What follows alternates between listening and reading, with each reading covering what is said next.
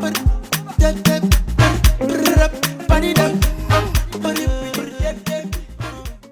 guys, and welcome to the first episode of the NYXweaves series. So I've already put on my Robert's Diamond Bond protective shield using this brush, and I put it everywhere that I wasn't going to be placing my closure. I left it a little bit wider because I wasn't sure how far over I would be putting my closure. I also put Got to Be along the edge just to lay the brown wig cap down. And today I'll be using the Organique Master Mix hair in the color number 2, and this is just the specs on that. So it's a 4x4 closure and then an 18, 20, and 22 inch bundle. So it's like a four pack all-in-one solution. And this is just kind of what it looks like. And I prefer to buy the body wave hair and then straighten it. It's just much better than the yaki straight hair that they provide with this brand.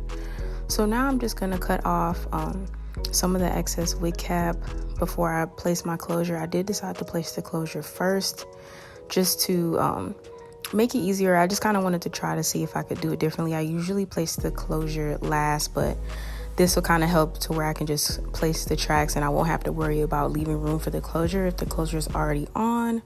So you'll just see me applying the glue, and then I sprayed some Got to Be on the glue around the edges just to make it tackier before blow drying it.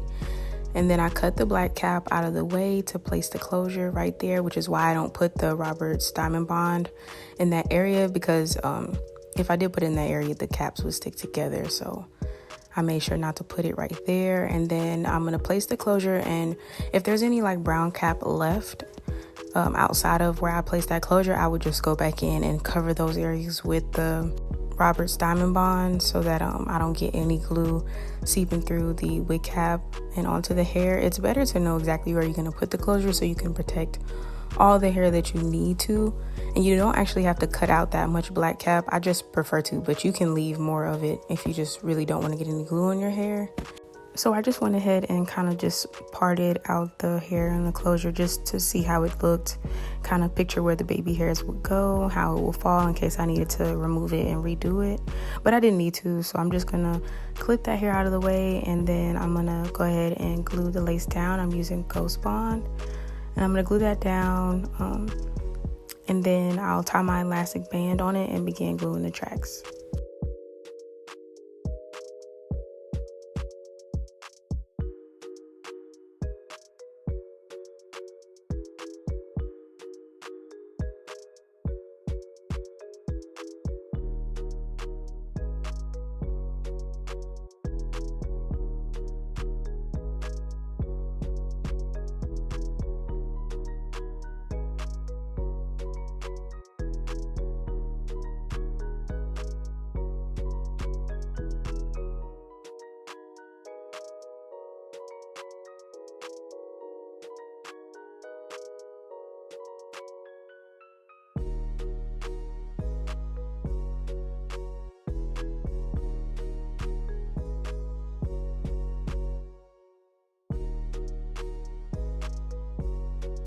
So I've already glued some tracks, and I mostly just did them like straight across, and then when I got like above my ears, I just started to curve them upwards towards kind of like my closure. So here you'll just see me like measuring the tracks and then cutting them to the right size and then gluing them on.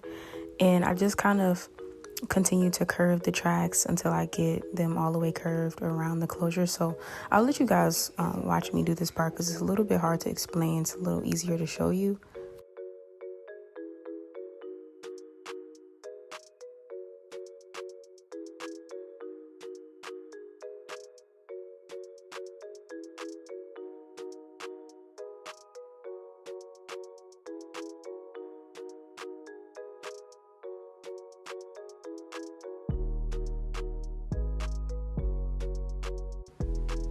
And so far I've only used one bundle. This is the second bundle, and I'm only going to use about 2 bundles, not even the full 2 bundles in this install, because this body wave hair was pretty thick, and like the thicker the hair is, the more it will tangle because it's like a synthetic blend.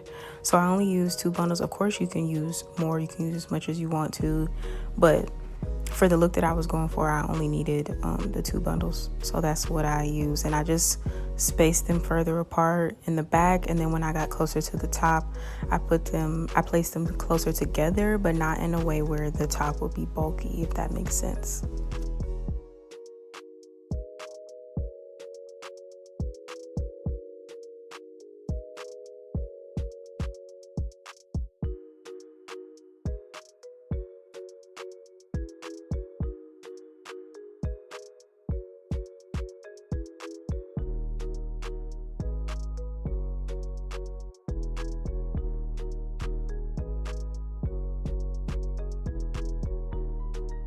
So now that I've placed the last track and it's all blow dried, this is all the hair I had left. So that's 1 whole bundle and then part of the 20-inch bundle still left over. I took off that elastic band so I can go ahead and remove the lace.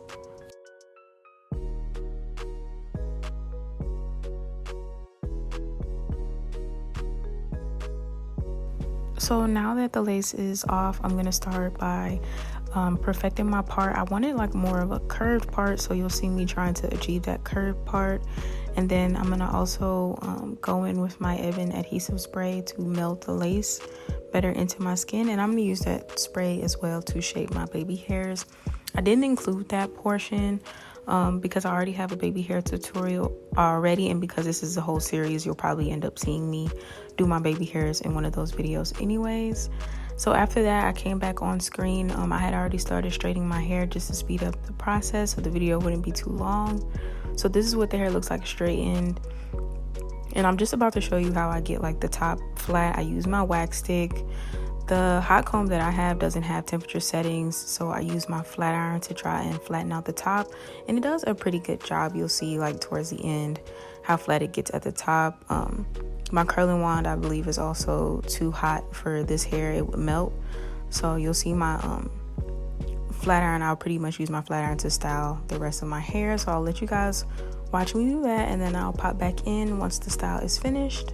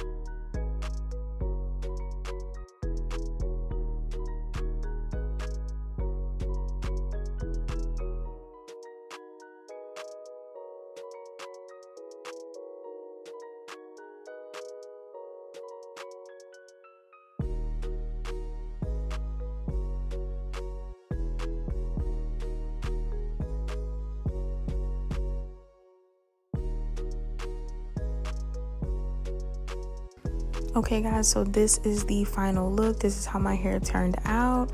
You can get this hair from your local beauty supply. That's where I got mine for about $30. I want to say it was like $29.99.